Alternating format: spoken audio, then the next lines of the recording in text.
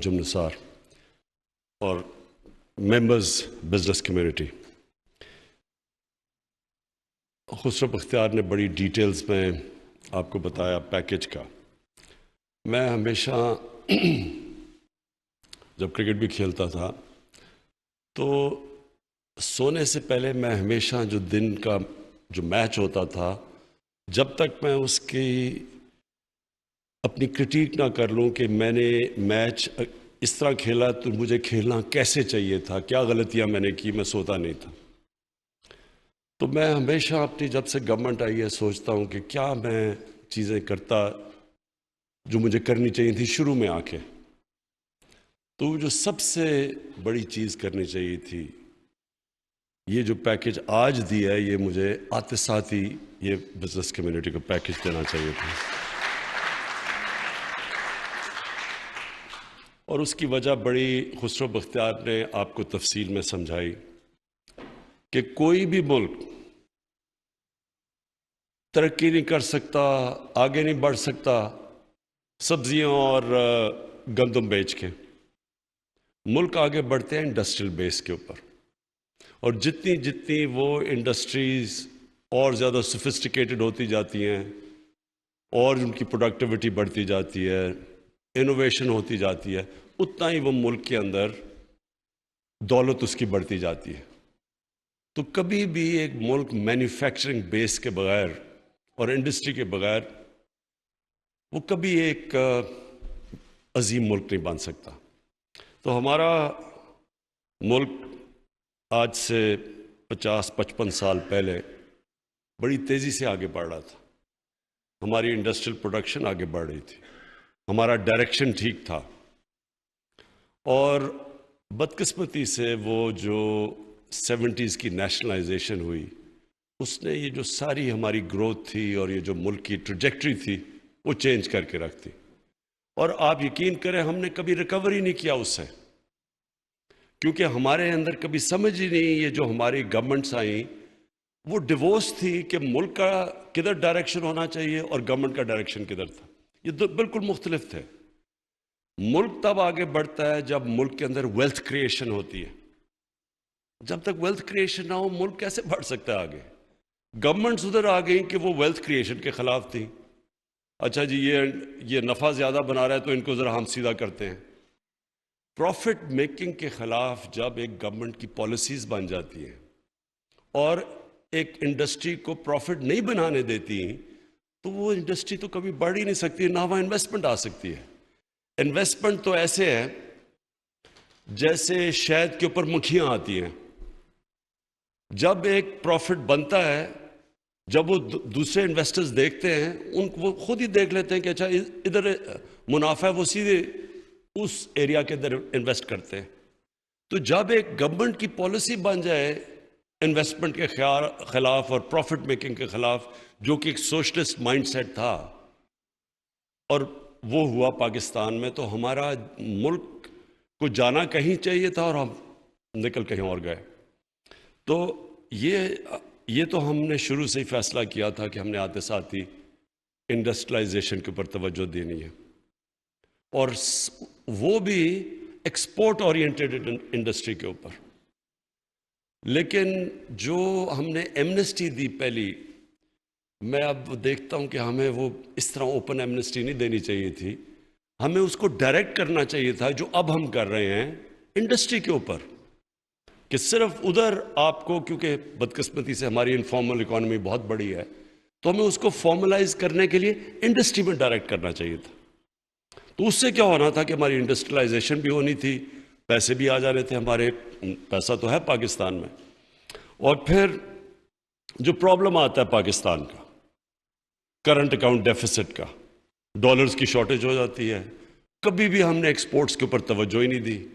میں نے کل اپنی تقریر میں ایک گراف دکھایا تھا کہ سن 2000 کے اندر Vietnam, Rwanda, China, India, Pakistan, Bangladesh, اس گراف میں 20 سال کے اندر سب کے سامنے روانڈا سب سے تیزی سے اوپر جا رہا ہے ایکسپورٹس پہ، ویتنام بڑی تیزی سے اوپر جا رہا ہے، ہندوستان، بنگلہ دیش اور چائنا اس سے بھی تیز، سب سے نیچے پاکستان ہے.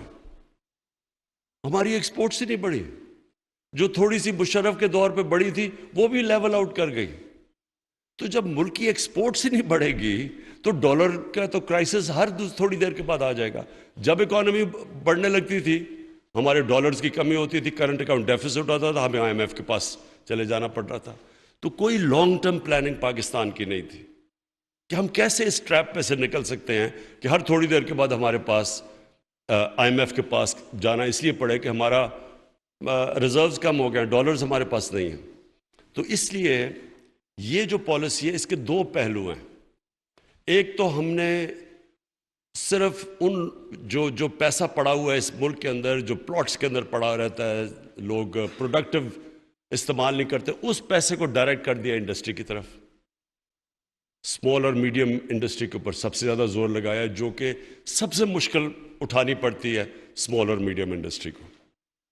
ان کے اوپر اتنی ہم نے مشکلیں ڈال دی ہیں کہ جو اس ملک کا انڈسٹریل بیس بننا چاہیے تھا, ہمیشہ اسمال اور میڈیم انڈسٹری بیس ہوتا ہے ملک کا, اس کے اوپر اتنی مشکلیں ڈال دیں کہ وہ اس سے وہ اپنے آپ کو نکال ہی نہیں سکتا اور ریسٹرکشن سے. اور اس کے لیے ہم نے ایک بڑی اچھی اسمال اور میڈیم انڈسٹری کے لیے پالیسی لے کے آئے ہیں, جس کے اندر ہم ان کی جو بھی ریگولیشنز ہیں وہ ہم گیلوٹین کر رہے ہیں, کم کر رہے ہیں, ان کے اوپر جو چیکس ہیں وہ ختم کر رہے ہیں, آسانیاں پیدا کر رہے ہیں ان کے لیے. آپ دیکھیں گے کہ ایز آف ڈوئنگ انڈیکس جب بھی اب پاکستان کا میجر ہوگا, آپ انشاءاللہ دیکھیں گے کہ پاکستان اب بڑی تیزی سے اوپر چلا جائے گا, کیونکہ ہم نے بڑی چیزیں ختم کر دی ہیں, ریگولیشنز جو کہ رکاوٹ بنی ہوئی تھی. دوسرا, ہم نے سکھ انڈسٹری, اب اتنی ہماری انڈسٹری پڑی ہوئی ہے, کیونکہ اگر آپ نئی انڈسٹری لگاتے ہیں تو پھر بھی تھوڑا سا ٹائم لگتا ہے, لیکن جو انڈسٹری سکھ ہوئی ہے وہ پورا پاکستان کے کیپٹل ضائع ہو رہا ہے. تو اس کے لیے ہم نے انسینٹیوائز کر دیا کہ سکھ انڈسٹری میں بھی آپ پیسہ ڈالیں گے تاکہ ہماری انڈسٹریل گروتھ بڑھے. اور پھر جو اوورسیز پاکستانیز, دیکھیں میرا سب سے زیادہ تجربہ اوورسیز پاکستانیز کے ساتھ ڈیل کرنے کا ہے. میں کرکٹ کے زمانے سے اوورسیز پاکستانی ساری دنیا میں کمیونٹیز جانتا تھا. پھر شوکت خانم بنانا شروع کیا تو اس کے لیے سب سے زیادہ میری مدد اوورسیز پاکستانیز نے کی. تو میں ہر دنیا کے جدھر جدھر اوورسیز پاکستانی سے وہاں جاتا تھا پیسے اکٹھے کرنے کے لیے. تو مجھے ان کا پھر بزنس کمیونٹی کا بھی آئیڈیا ہو گیا, وہاں جو لوگ کام کرتے تھے. اور اب میں 30 سالوں کی بات کر رہا ہوں جب سے میں نے پیسے اکٹھے کرنے کیے شوکت خانم کے لیے. تو میں نے دیکھا آہستہ آہستہ چھوٹا بزنس مین بڑا بزنس مین بنتا گیا, اور ان سے پھر مجھے آئیڈیاز آئے کہ وہ کیوں نہیں پاکستان میں بزنس کرتے, کیوں نہیں انویسٹ کرتے آ کے پاکستان میں. تو ادھر سے مجھے آئیڈیا ہوا کہ ہم نے سب سے بڑا جو اپنا اثاثہ ہے اوورسیز پاکستانی, ان کے لیے کتنی رکاوٹیں ہم نے پیدا کی ہوئی ہیں, ہر وقت ان کو مشکل رہتی ہے. پھر ایک کانٹریکٹ انفورسمنٹ, اگر ان کا کوئی انویسٹ کرتے ہیں پیسہ اور کانٹریکٹ جو پارٹنر ہے, جو مسئلے آتے ہیں ہمارے پاس, ان کے پاس رل جاتے ہیں عدالتوں کے اندر. تو یہ ساری چیزیں پھر مجھے تب سے یاد ہے کہ ان کے جو وہ پھر آخر میں تنگ آ کے پلاٹ کے اندر پیسے ڈال دیتے تھے, پھر پتہ چلا پلاٹ کے اوپر قبضے ہو جاتے تھے. تو یہ ساری چیزوں کے لیے ہم نے, ہماری گورنمنٹ نے آتے ساتھ ہی ایکشن لیے. قبضہ گروپ کے اگینسٹ ہم نے ایکشن لیے ہیں. ہم نے اب اسپیشل اوورسیز پاکستانیز کے لیے کورٹس بنا دیے ہیں. ان کے لیے مسلسل ہم آسانیاں پیدا کرتے رہے ہیں. اور اب ہم ان کو یہ دعوت دے رہے ہیں کہ وہ پاکستان کے اندر جب انویسٹ کریں گے تو 5 سال کا ان کو ٹیکس ہالیڈے ملے گا, نو کوسچنز آسکڈ ہوگا. اور اگر وہ آپ کے ساتھ پاکستان کی کسی بھی انڈسٹری کے ساتھ JV کریں گے, جوائنٹ وینچر کریں گے, تو تب بھی دونوں کے لیے, یعنی جو پاکستانی انڈسٹری بھی ان کے ساتھ مل کے جوائنٹ وینچر کرے گی اور اوورسیز, تو ان کے لیے 5 سال کا ٹیکس ہالیڈے کر دیے. کوشش اس کی یہ ہے کہ باہر سے ہم کیپٹل اٹریکٹ کریں. اوورسیز پاکستانیز کے پاس جتنا پیسہ ہے اس کا صرف ابھی ایک چھوٹی سی رقم آ رہی ہے پاکستان میں. اور یہ جو ابھی اب بات کی, ہم نے ان کو تھوڑا سا ریمیٹنسز میں انسینٹیوائز کیا ہے, تو آج ریکارڈ ریمیٹنسز $30 ارب سے اوپر آ چکی ہے پاکستان میں. ہم نے صرف تھوڑے انسینٹیوز دیے ہیں. تو جب ہم ان کے لیے اب یہ ٹیکس ہالیڈیز کر رہے ہیں اور انشاءاللہ اور بھی ان کے لیے آسانیاں پیدا کر رہے ہیں، تو جیسے جیسے اگر ان کو اعتماد ہو گیا کہ وہ اپنا کیپٹل لا سکتے ہیں انویسٹ کرنے کے لیے انڈسٹری میں، تو اصل میں یہ ملک جو ٹیک آف کرے گا انڈسٹریلی، وہ سب سے ٹیک آف کرے گا جب اوورسیز پاکستانیز جو وہاں کامیاب بزنسز ہیں، جو کامیاب انڈسٹریز جنہوں نے لگائی ہوئی ہیں، جب وہ اپنا پیسہ لے کے آئیں گے اور یہاں انویسٹ کریں گے، کیونکہ ان کے پاس سکلز بھی ہیں، ان کے پاس کیپٹل بھی ہے، صرف کانفیڈنس چاہیے ان کو اور انسینٹیوز چاہیے. تو ہم نے پھر یہ صرف اپنی انڈسٹری کے اندر لوگوں کو انویسٹ کرنے کے لیے دعوت نہیں دے رہے، آج ہم اوورسیز پاکستانیز کو بھی پورا موقع دے رہے ہیں کہ آپ بھی اپنا پیسہ لے کے آئیں اور پاکستان کے اندر انویسٹ کریں. آپ کو سب کو پتہ ہونا چاہیے کہ جب چائنا اور انڈیا جب انہوں نے اپنی اکانومی کھولی تھی اور جب ایک دم ان دونوں کی 90 کی دہائی میں شروع ہوئی تھی ان کی گروتھ، تو دونوں نے سب سے زیادہ اپنے جو ایکسپیٹریٹ کمیونٹی تھی، اوورسیز چائنیز اور اوورسیز انڈینز، ان کو انہوں نے دعوت دی تھی کہ اپنے ملک میں سب سے پہلے انہوں نے انویسٹ کیا تھا، پھر باہر کے انویسٹرز آئے تھے.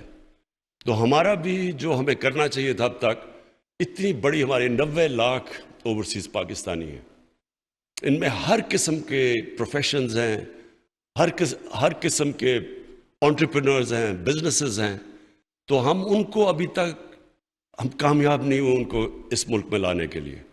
تو یہ انڈسٹریل پالیسی ان کے لیے بھی ہے، پاکستان کے اندر بھی اسمال اور میڈیم انڈسٹری کو انسینٹیوائز کرنے کے بھی ہے، اور انشاءاللہ جو کہ ابھی تک نہیں ہوا، جس لیول کی انڈسٹریلائزیشن ہونی چاہیے تھی اس کے لیے بھی ہم نے بڑا قدم اٹھایا ہے. اور آخر میں جو سب سے پہلے جس طرح میں سوچتا ہوں کہ مجھے آتے ساتھ ہی کیا کرنا چاہیے تھا، ایک تو یہ انڈسٹری کے لیے صرف ایمنسٹی دینی چاہیے تھی انڈسٹری کے لیے انویسٹمنٹ کے لیے، اور دوسرا جو آئی ٹی ہے، انفارمیشن ٹیکنالوجی، ہندوستان کہاں سے کہاں پہنچ گیا، اور ہم دیکھیں کہ ہماری ان کے مقابلے میں خیال میں ان کے 140 ارب ڈالر ایکسپورٹ ہے آئی ٹی کی، اور ہم ابھی 70% ایکسپورٹ بڑھی ہے ہمارے آتے ہوئے، لیکن وہ کچھ بھی نہیں ہے، مشکل سے 4 ارب ڈالر بھی نہیں ہے، یہ کچھ نہیں ہے. اور اس کی وجہ یہ ہے کہ ہم نے اپنے فری لانسرز کو، اپنی آئی ٹی کمپنیز کو انسینٹیوائز ہی نہیں کیا. ہم نے ان کو ایسے رکھا جیسے عام انڈسٹری کو ہم ٹریٹ کر رہے ہیں. آئی ٹی انڈسٹری بالکل مختلف ہے، اس کی ریکوائرمنٹس مختلف ہے، ان کے انسینٹیوز مختلف ہیں. تو یہ پہلی دفعہ اب ہم نے ان کو پوری طرح انسینٹیوائز کیا، اپنے انفارمیشن ٹیکنالوجی کے سیکٹر کو، کمپنیز کو بھی، فری لانسرز کو بھی ہم نے پوری طرح اب انسینٹیوائز اور چھوٹ دی ہے، کیونکہ یہاں تو ایک ینگ پاپولیشن ہے، ہماری دنیا میں دوسرے نمبر پہ سب سے نوجوان آبادی ہے، اور یہ آئی ٹی کے لیے یہ تو سب سے بڑی ریکوائرمنٹ ہے. ہاں ہم نے اور بھی کام کرنا ہے، ہم نے آئی ٹی پروفیشنلز کے لیے بوٹ کیمپس کرنے ہیں، ہم نے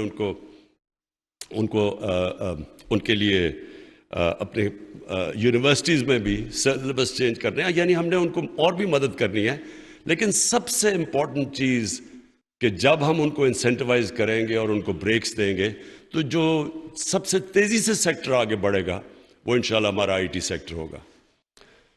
میں آخر میں یہ امید رکھتا ہوں کہ جو ہم اپنی پوری کوشش کر رہے ہیں اپنے ملک کو اپنے پیر پہ کھڑے کرنے کے لیے، پاکستان کی بزنس کمیونٹی پوری طرح ہماری مدد کرے گی، اس میں پارٹنرز بنے گی. کیونکہ دیکھیں جب فارن پالیسی جو ایک ملک کی ہوتی ہے، اس کے اوپر ایک آزاد اور خود مختار اور ایک غیرت مند فارن پالیسی کے لیے یہ ضروری ہوتا ہے کہ ملک اپنے پیر پہ کھڑا ہو. جو ملک ہاتھ پھیلا کے پھرتا ہے، کبھی ادھر قرضے مانگ رہا ہے، کبھی ادھر سوچ رہا ہے کہ کوئی ہمیں ایڈ دے گا، اور ایڈ کی وجہ سے جو اپنی فارن پالیسی چینج کر دیتا ہے، دوسروں کی جنگوں میں شرکت کر دیتا ہے، فارن پالیسی بنا دیتا ہے جو کہ اپنے ملک کے لوگوں کے مفادات کے خلاف ہے، کیونکہ وہ اپنے پیر پہ نہیں کھڑا. یہ یاد رکھیں، ان کی دنیا عزت نہیں کرتی. دنیا اللہ کا ایک قانون ہے جب سے اس نے دنیا بنائی ہے، کہ اللہ سے جب آپ مانگتے ہیں تو اللہ خوش ہوتا ہے، لیکن جب انسان کے سامنے آپ ہاتھ پھیلاتے ہیں تو اس کو ترس تو آپ کے اوپر آ جائے گا، لیکن آپ کی عزت نہیں کرے گا۔ وہ قوم جو اپنی عزت نہیں کرتی، دنیا اس کی عزت نہیں کرتی۔ اور یہ پھر سے میں یہ کہتا ہوں کہ جب تک ہم ایک وہ قوم جس میں اللہ نے ہر قسم کی نعمت دی ہے، پاکستان میں کسی چیز کی کمی نہیں ہے، لیکن ہم نے کبھی اپنے پیر پہ کھڑے ہونے کی کوشش ہی نہیں کی۔ آسان چیز تھی، ایڈ لے لو، اچھا جی وہ افغان جہاد میں شرکت کر لو کیونکہ وہ اسے پیسے آ رہے ہیں، اور ضیاء الحق کہہ رہے جی پی نٹس، ساری قوم بڑی خوش ہو رہی ہے جی پی نٹس، یعنی کہ اور پیسے دو تو ہم جنگ لڑیں گے۔ اور پھر دوسری باری آتی ہے تو وہی لوگ، پہلے ہم جہاد کرتے ہیں اور بڑا جی جہاد، روسی آئے ہوئے تو جہاد کرنا بڑی اچھی چیز ہے۔ 11 سال کے بعد جب امریکی افغانستان میں آتے ہیں، اب جی جہاد دہشت گردی بن گئی ہے۔ صرف تبھی پیسے مل رہے تھے، ابھی پیسے مل رہے۔ دیکھیں، تو پھر جو ذلت ہمیں اٹھانی پڑی، پھر ہمیں امریکہ کو تو برا بنا نہیں کہنا چاہیے، ہم نے خود اپنے آپ کو ذلیل کیا ہے، اپنے لوگ بھی مروائے، اپنا سب کچھ کیا، صرف اس لیے کہ ہم بجائے تکڑے فیصلے کریں اپنے پیر پہ کھڑے ہونے کے، ہم آسان راستہ لے لیتے ہیں، شارٹ کٹ لے لیتے ہیں۔ کوئی زندگی میں شارٹ کٹ نہیں ہوتا۔ آپ نے اگر اوپر جانا ہے، محنت کریں، آپ اپنی غلطیاں دور کریں، سیکھیں اپنی ماضی سے کیا غلطیاں کی ہیں۔ اور سب سے بڑی ہم نے غلطی کی کہ ہم نے کبھی اپنی ایکسپورٹس کو زور نہیں دیا۔ کبھی بھی ملک جس کی ایکسپورٹس ہی نہیں بڑھ رہی، ادھر اس نے کیسے اپنے پیر پہ کھڑا ہونا ہے۔ مہاتر محمد نے مجھے کبھی نہیں بھولتا، پہلی دفعہ 20 سال پہلے ملا تو میں نے ان سے جب پوچھا کہ کیسے ملیشیا ہمارے سے کوئی مقابلہ ہی نہیں کر سکتا تھا، پاکستان اور ملیشیا کا، آج سے 50 سال پہلے میرے ساتھ HSN کالج میں ان کے شہزادے آگے پڑھا کرتے تھے، وہ سوچ نہیں کوئی سکتا تھا کہ پاکستان کہاں ملیشیا کا۔ تو اس نے کہا کہ ہم صرف پہلے ٹن اور ربر بیچتے تھے دنیا کو، ہم نے، کہتا میں نے شروع کی الیکٹرانکس ملیشیا میں، پہلے ایک کاٹیج انڈسٹری بنا کے گھروں کے اندر، ہم نے کہا اچھا جی تم اسمبلی پلانٹس لگا لو، انسینٹیوائز کر دیا۔ وہ گھروں سے شروع ہوئے اسمبلی پلانٹس الیکٹرانکس کے، اور وہ 10 سال کے بعد $80 ارب کی ان کی ایکسپورٹس ہو گئی الیکٹرانکس کی۔ تو ہم نے تو کبھی کسی نے یہ سوچا نہیں کہ ہم صرف ٹیکسٹائل کے اوپر تو ملک نے نہیں اوپر جانا۔ تو انشاءاللہ جو ہماری اب پالیسی چینج ہے، لانگ ٹرم پالیسیز ہیں، اس کے اندر جو بیس ہوگا، میں صرف اس لیے آج آپ سب کو، میں نے خسرو بختیار کو اور رزاق داؤد کو کہا کہ دعوت دیں ہماری چیمبرز کو، بزنس کمیونٹی کو، تاکہ ہم آپ کو واضح کر دیں کہ ہمارا اب ڈائریکشن کیا ہے۔ ہم نے انڈسٹریلائز کرنا ہے پاکستان کو، ہم نے ہر قسم کے انسینٹیوز دینے ہیں، اور جو ہمارا اسمال اور میڈیم انڈسٹری جو بیک بون ہوتی ہے، جو سب سے زیادہ نوکریاں دیتی ہے، روزگار پرووائڈ کرتی ہے، اس کے لیے ساری رکاوٹیں ختم کر کے ان کو انسینٹیوائز کرنا ہے۔ اور پھر جو ہمارا سب سے بڑا اثاثہ اوورسیز پاکستانیز ہیں، ان کو پاکستان میں نہ لے کے۔ وزیر اعظم عمران خان لاہور میں تقریب سے خطاب کر رہے تھے۔ انہوں نے کہا کہ جو پیکج میں آج دے رہا ہوں، یہ مجھے سب سے پہلے دینا چاہیے تھا۔ ملک انڈسٹریز کے بغیر ترقی نہیں کر سکتے۔ مزید کہا حکومت کی کارکردگی کا تواتر سے جائزہ لیتا رہتا ہوں۔ کہا کہ ہمیں ایمنسٹی کو ڈائریکٹ انڈسٹریز پر لاگو کرنا چاہیے تھا۔ کہا کہ پچھلے ادوار میں ہماری ایکسپورٹس نہیں بڑھیں، اس لیے پیچھے رہ گئے۔ کوشش ہے کہ اوورسیز پاکستانیز پاکستان میں کاروبار کریں۔ کاروبار میں حائل رکاوٹیں سب ختم کر رہے ہیں۔ کہا کہ ہمیں IT سیکٹر پر بھی بھرپور توجہ دینی چاہیے۔